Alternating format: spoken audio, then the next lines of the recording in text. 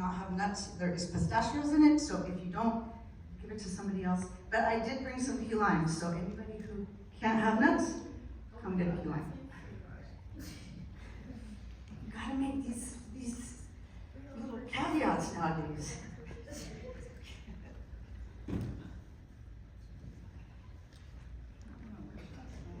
Also, remember, What? for time, look at me. Okay. Just tell me when my time starts. You can start whenever. Okay. I was cutting carrots at 3 years old. And I was making pot roast dinners by 8. By 9, I was actually getting paid to babysit.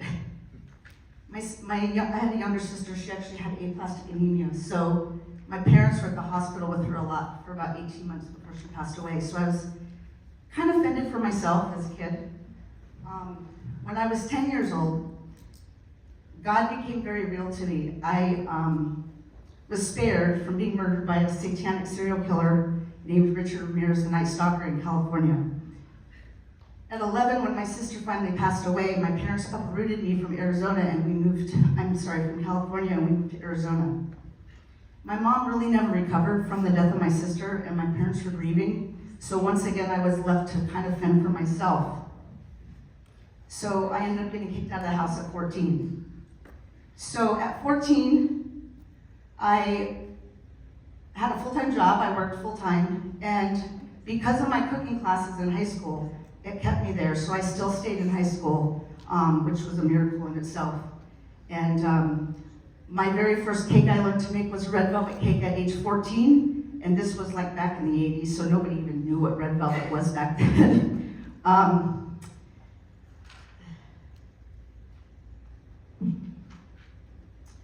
So when I was 19, I joined the military in hopes of becoming an attorney. The military at that time was right when the Gulf War started, so they offered me a police.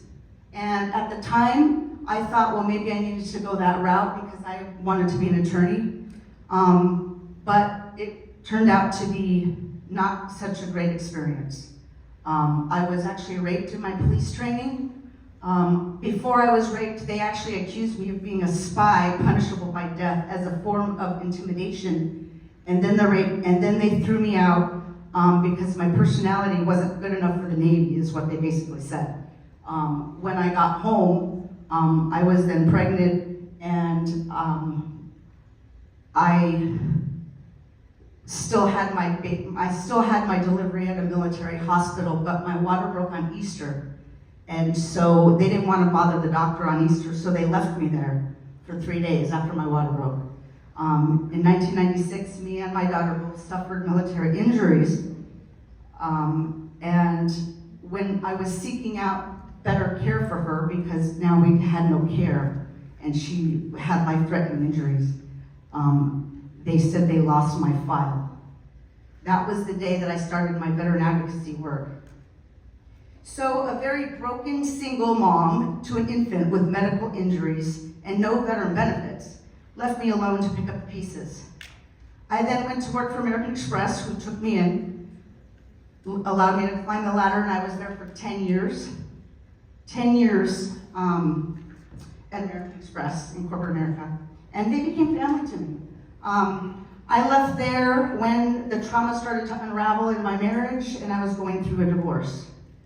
And then I started to really spiral at that point.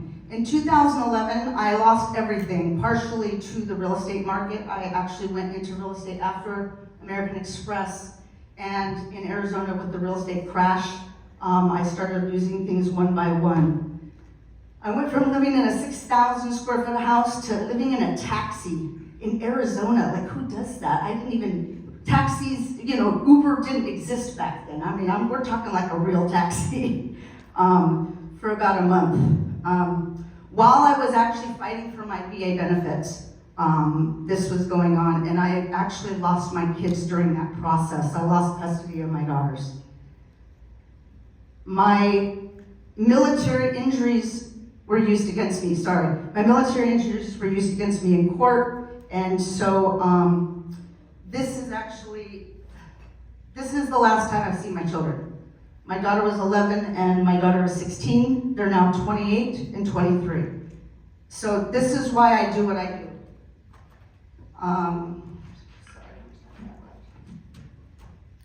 So 13 years later, I still have no contact with my daughters. I sold everything I owned, moved to New York City, entered a PTSD program with NYU, and I was then diagnosed with complex trauma. I went through 7 years of trauma therapy. I actually, when I was done, got an apron from the VA, so they obviously were proud of me. My story went to the White House. I've done a lot of advocating. I'm an alias in the United Nations because military assault is that bad that it's gone all the way to the United Nations. I started crying out on stage, really is why I started getting into acting. This is just some of the things that I've done. That's Tara Reid. She looked horrible, by the way. Girl needs to eat. But so anyways, so next thing you know, I started performing on stage, really crying out for help, and I couldn't find any. There was no legal resources for for family law. So that's my ultimate goal, is I want to change that. So I'm just using my baking to get there. Let's see, sorry, I'm getting off track. I was in theater, and when my cupcakes went to Broadway, my acting mentor said, Haley, either you're gonna make it or your cupcakes are gonna make it. And I said, my cupcakes went to Broadway and I do theater. So I decided to take a business plan competition. We came up with a logo, my menu. After this competition, I came in the top 6. Stephanie Rule said she wanted to hire me. And so my menu was sent to MSNBC event team, and then COVID hit. I got on a plane, I came to Florida just thinking I was gonna be here for a couple weeks, and I never left. So I am literally starting over. So I can't do this alone. I need your guys' help. If you can help me rebuild, that's what I'm asking for. The best way to, anyone who wants to support, donate, or fund this veteran cause is my best customer. My target audience in New York are my veteran and acting communities. I don't have those here, so that's where I'm saying I need your help. My ultimate power team would be a high-profile customer to get behind my brand. Specifically, Michelle Obama, Kara Washington, or Sarah Jessica Parker. They actually were featured on Entertainment Tonight, getting ready for their White House visit, but they were discussing my story. So that would be a good profile person to get behind my brand. Veteran organizations, veteran-owned businesses, brand ambassadors. I'm building a brand. I do make things like vanilla bean paste. If you can pass those around, you can smell it, because this vanilla bean paste is made with all natural ingredients. I'm eventually going to sell merchandise, because the money's in the merchandise. It's not in the product. I'm not going to get to where I want to get by just selling cupcakes eventually. So that's my long-term goal. My website is under construction. The best way to get in touch with me, just call my business line. I put a flyer there so you guys have the info there. Todd is going to be working with me. I'm going to open up an Etsy store, so eventually I'll be there. So for now, just direct people to my business line. They can go to my Facebook page and see my quality of work. And in closing,